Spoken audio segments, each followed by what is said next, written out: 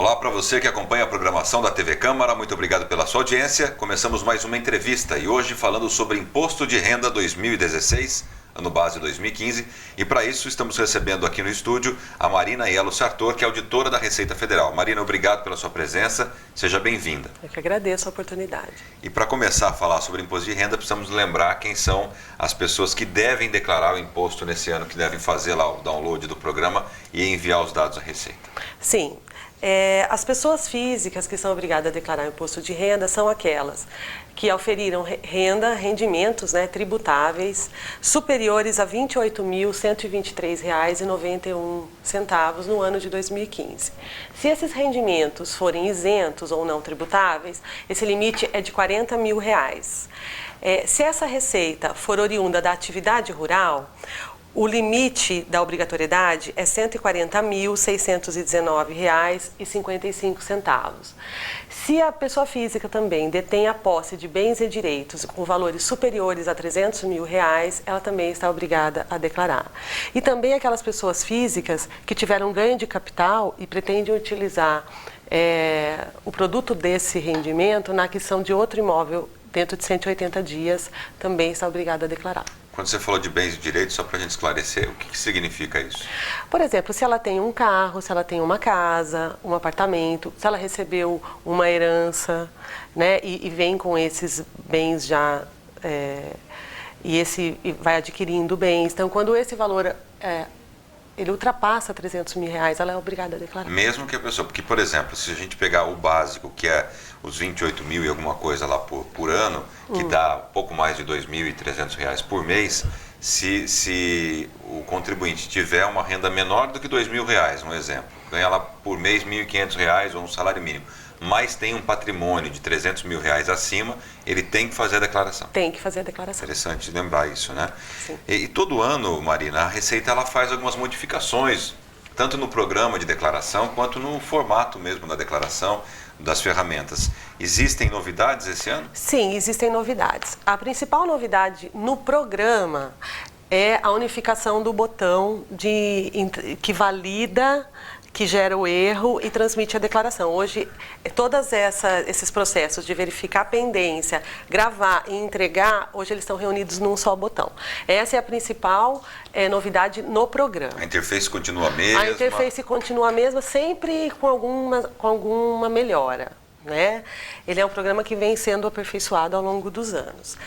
Com relação à legislação, as alterações elas são mais no sentido de favorecer o cruzamento dos dados. O que significa cruzamento dos dados, para quem não... A tendência, inclusive, é até da declaração pré-preenchida no futuro. No futuro, essa declaração ela já vai vir com os dados todos pré-preenchidos. Já até existe... Conforme que você gastou... A Receita já sabe, recebeu. Ela já tem esse dado. Inclusive, a gente até tem, para quem tem certificação digital, a declaração pré-preenchida. Ela é utilizada para quem possui o certificado digital. Todos os dados que a Receita dispõe já vai aparecer, principalmente os rendimentos que constam em DIRF, que são os informados pelas empresas, pelos bancos, já vem pré-preenchido. Então, essa é uma tendência a facilitar cada vez mais, inclusive disponibilizando os programas em smartphones, em tablets, e para isso, para esse cruzamento de dados, e a cada ano a gente vem diminuindo a idade para informar o CPF dos dependentes. Para esse ano, a obrigatoriedade para informar o CPF dos dependentes caiu de 16 para 14 anos. E essa é uma tendência para os próximos anos, tanto que agora os cartórios, quando vão registrar, fazer o registro do nascimento, eles já emitem o CPF. E aí é importante, mesmo que mesmo menos de 14 anos, se já tiver o CPF, acho que já é bom já é interessante colocar ali.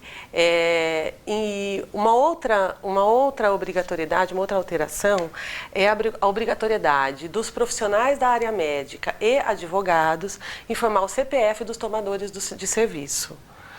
Esse valor vai ser cruzado. Qual o objetivo disso? Assim, porque até para a gente recordar, para quem não está acostumado ainda com relação ao imposto de renda, se você tem um recibo depois até gostaria que você falasse quais são os profissionais, mas, por exemplo, um médico, um dentista, outros profissionais que você vai dizer para a gente, se você tem esse recibo e declarar que você usou o serviço desse profissional, há uma diferença, né, na questão de imposto. Como é que funciona isso e por que essa novidade de ter que o profissional ter que pôr o CPF?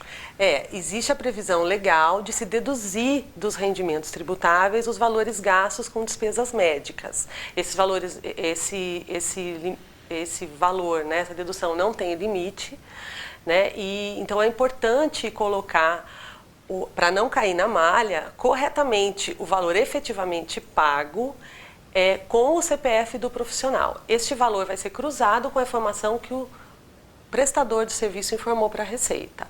E esses profissionais são os médicos, os odontólogos, fonoaudiólogos, terapeuta ocupacional, psicólogo e advogado. No caso de advogado, a dedução ela já é mais restrita, mas de qualquer maneira, mesmo que não for deduzir, é importante colocar ali, né, todos os valores pagos à pessoa física e o CPF do tomador de serviço. Tá. Quando a gente vai fazer a declaração, tem que baixar o programa, né? Sim. Tem que ter o programa instalado no computador para preencher os dados e colocar. Quem vai sentar na frente do computador ali já com o programa baixado, quais são os documentos que ele vai precisar reunir antes de fazer a declaração? Eu preciso fazer a declaração hoje à noite, vamos pegar tudo já para deixar prontinho em cima da mesa. Na sua opinião, uma dica sua, quais são os documentos básicos ali que vão ser necessários? É importante a pessoa, ao longo do ano, já ter a sua pastinha, já ir guardando todos os comprovantes de rendimento que a pessoa recebeu ao longo do ano e os comprovantes das despesas, bem como as transferências patrimoniais. Então, um recibo de uma compra de carro, uma escritura de imóvel, rendimentos, inclusive, recebidos pelos dependentes, a pessoa que utiliza a dedução de dependentes na declaração, ela tem que informar todos os bens e rendimentos do dependente. Então, inclusive esse é um motivo das pessoas caírem na malha, porque elas esquecem, né? O filho está fazendo um estágio, ele foi remunerado por esse estágio. Então, se ele ainda está cursando faculdade, tem até 24 anos, e foi utilizada a dedução dele como dependente, os rendimentos dele devem ser somados ao rendimento do titular. Então, esse é um motivo que as pessoas caem bastante na malha, porque elas esquecem, né? Então, essa é uma dica. Uma dúvida, o filho que mora só com a mãe recebe a pensão do pai, isso tem que constar também? Isso entra como rendimento ou não? A pensão, ela é dedutível da declaração do pai, né? Então, se essa pensão ela for homologada judicialmente, né, tiver uma sentença judicial, o pai ele vai deduzir o valor da pensão dos rendimentos tributáveis. Quem recebe essa pensão, o filho ou a mãe, é obrigada a declarar esse rendimento como rendimento tributável. Aí, vamos supor, a mãe, ela tem a guarda do filho, ela vai utilizar o filho como dependente. A dedução do filho como dependente. Como funciona, agora mais especificamente, essa questão de dependentes? Dependentes são só os filhos, né? Imaginar simplesmente assim. A legislação prevê basicamente, sim, filhos, pai e mãe que receberam, tem um valor aqui, vou pegar. Isso tem que ser colocado, tem um campo lá no programa, para quem ainda não fez a declaração, tem um campo específico que você vai colocar lá o nome, o CPF desse dependente, é obrigatório agora acima de 14 anos, e não precisa ser só filho, então. Não, pode ser o companheiro, tá? Pode ser cônjuge, se não trabalhar, ou companheiro que o contribuinte tenha filho ou que viva há mais de 4 anos. Há mais de 5 anos, me desculpa. Então, esse daí vai formar o CPF e a declaração... Lembrando que o dependente, a gente considera que ele declara em conjunto com a pessoa. Não é só... Ele não vai informar o dependente só a título de dedução. É uma declaração em conjunto. Todos os rendimentos, bens e deduções do dependente vão ser adicionadas aos rendimentos, deduções e bens do declarante. Você ia pegar algum valor aí? Então, os dependentes, né? Então, os companheiros... Desculpa, faltou uma folha. Não tem como guardar tudo de cabeça, né, Maria? Não tem. São porque todo ano... mais valores todo que mudam a todo ano. Muda, né? E tal, e... Onde ficou? Aqui. Então, o filho, o enteado, até os 21 anos, né, em qualquer idade, quando ele for incapacitado para o trabalho, física ou mentalmente para o trabalho. Se esse filho ele estiver cursando ensino superior ou escola técnica de segundo grau, ele pode ser declarado como dependente até os 24 anos de idade. Irmão, neto, bisneto, sem arrimo dos pais, desde que o contribuinte obtenha a guarda judicial. E pais, avós e bisavós que em 2015 tenham recebido os rendimentos tributáveis ou não inferiores a R$ 22.499,13. Interessante. Esse valor muda todo ano, então é difícil a gente decorar. Sem dúvida, sem dúvida. Agora, com relação a outra questão também, é com relação à aplicação financeira, desde a pequena poupança até para quem faz isso de uma forma até profissional, né? Mas, por exemplo, o cidadão comum lá que tem uma poupancinha de 10 mil reais, 5 mil reais, uma conta corrente com um pouco mais de saldo, como é que isso deve entrar na declaração? Tem um campo específico também, mas tem alguma preocupação específica com relação a isso? Olha, acho que a maioria do público, né, tem uma poupança. Os rendimentos de poupança, eles são isentos do imposto de renda. Qualquer valor? Qualquer valor de poupança. Então, ele tem um campo específico. Então, se a pessoa estiver obrigada a declarar, ele vai declarar qualquer valor que ele recebeu a títulos de rendimentos de poupança. Não vai mudar nada. Agora, se ele não estiver obrigado a declarar, ele só vai... essa poupança só vai obrigá-lo a declarar se esses rendimentos forem superiores a 40 mil reais, o rendimento, os juros pagos, ou se o valor aplicado for acima de 300 mil reais. Isso a gente só fala de poupança. E se for um outro tipo de rendimento, aí também a mesma coisa? O outro tipo de rendimento, normalmente os rendimentos de aplicação financeira, eles são sujeitos à tributação exclusiva. Né? Então, ele tem um campo específico e os rendimentos de bolsa de valores, ele tem uma tributação toda especial, inclusive um aplicativo próprio, um anexo próprio, é uma tributação mais complicada, acho que não convém falar aqui. Um caso específico, para quem tem empresa, como é que faz para separar isso? Hoje está mais fácil até, eu acho, né, Marina? Mas legal a gente falar. O empresário, o que tem crescido também nos últimos anos é o microempreendedor individual, que já recolhe também na fonte, mas como é que funciona essa relação de empresário e imposto de renda? Se o empresário presta serviço, né, tem o Prolabore na empresa, normalmente esse valor já é até retido na fonte e ele cai naquela regra. Se o rendimento for acima de R$ 28.133, ele vai declarar no campo de rendimentos tributáveis. A distribuição de lucro, ela ainda é isenta. Né? Então, ele vai no campo de rendimentos isentos e não tributáveis. Certo. Se por acaso, tudo que a gente falou aqui, o contribuinte errou alguma coisa lá e mandou a declaração, como é que faz? Tem alguma forma de corrigir isso? Em até 5 anos, utilizando o programa gerador do ano específico, ele pode fazer a retificação da declaração. Essa retificação, ela substitui integralmente a outra. Né? E também os dados que estão nela também são cruzados. Então, a qualquer momento, ele verificando uma inconsistência, ele não só pode, como ele deve retificar a declaração para evitar cair em malha, para evitar uma fiscalização, porque aí, quando ele está sob fiscalização, ele está sujeito a multa. Quais são as penalidades para quem não enviar a declaração? Por atraso na entrega da declaração, a penalidade é de 1% ao mês em cima do imposto devido, não do saldo do imposto, em cima do imposto devido. Este valor ele está limitado a 20% do total do imposto devido ou um mínimo de R$ 165,74. Então é uma multa mesmo, a penalidade é uma multa. E acho que acaba travando também o CPF, né? Ou não? Não tem nada a ver? Se ele está obrigado a entregar e não entrega, com o tempo ele fica omisso e aí o CPF é suspenso. Tá, agora para a gente finalizar, são 2 perguntas que eu acho que todo mundo faz, né? Primeiro é como não cair na malha fina. Que a malha fina é o temor do contribuinte do imposto de renda, né? Quais são as principais dicas da auditora Marina para que isso seja evitado? A malha está cada vez mais fina, né? Hoje nós detemos muitas informações para cruzamento e essa é a ideia, facilitar cada vez mais a vida do bom contribuinte. Agora, o que se espera? Se espera que sejam declarados todos os rendimentos efetivamente recebidos, né? Informando o CNPJ da fonte pagadora corretamente, no caso dos profissionais da área médica, advogados, informando o CPF dos tomadores de serviço, informar corretamente os valores dos bens. Então, por exemplo, se foi feito vender um carro, informar corretamente na descrição, detalhar bem para quem foi vendido o valor.